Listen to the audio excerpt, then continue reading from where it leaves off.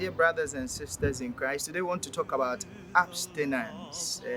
Usually we like to associate this with sex, but it is not limited to sex. Abstinence is self-imposed restraint from something that is enjoyable or something that gives you pleasure.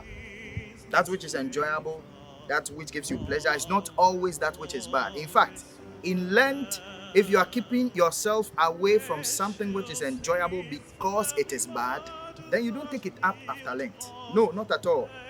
But sometimes in Lent, you give up that which you like, that which is good in itself. You are giving it up, abstaining from it, experiencing that uncomfortable situation without it, sometimes so that somebody else will benefit, or sometimes so that it will lead you closer to God. So sometimes somebody decides to abstain from, say, drinking Coke because they are addicted to Coke.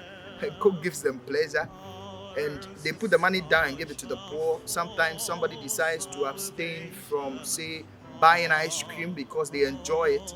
They put the money down and give it out to the poor. In fact, abstinence in itself is not enough.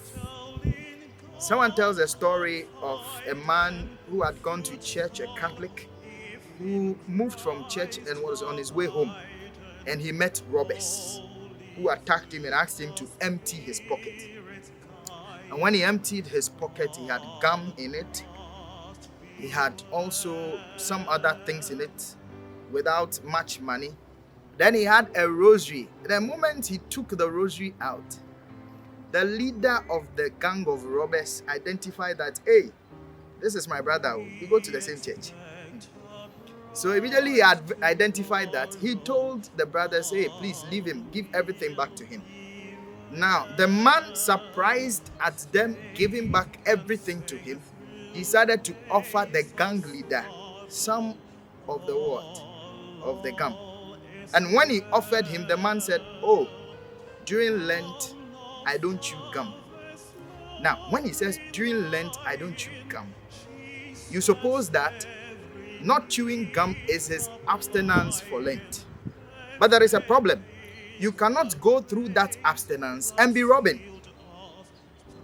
For so many of us, we are depriving ourselves of one good thing and doing another bad thing. That does not give any credence or give any credibility to your fast or abstinence in Lent. It is important that while you give up something, you also do practice of only virtue, not vice. So we cannot be giving up eating ice cream and drinking beer and all of that, and all we do is adultery. All we do is to beat up our maid servants. All we do is to insult the man at the gate, the gate man. What we do is to cheat others at the market. It cannot be, because once we do that, we disturb our Lenten observance, and it is not pleasing in the sight of God. In Isaiah chapter 58, he says, especially when you fast and you do all these wrong things, it does not benefit you in any way. God would prefer that you eat all of these good things and be full in the tummy and do right by your neighbor, than that you go and fast, and while you fast, because you have become an angry man, you feast on your neighbor, you destroy your neighbor, you do what is wrong with your neighbor, what is not acceptable before God with your neighbor or against your neighbor.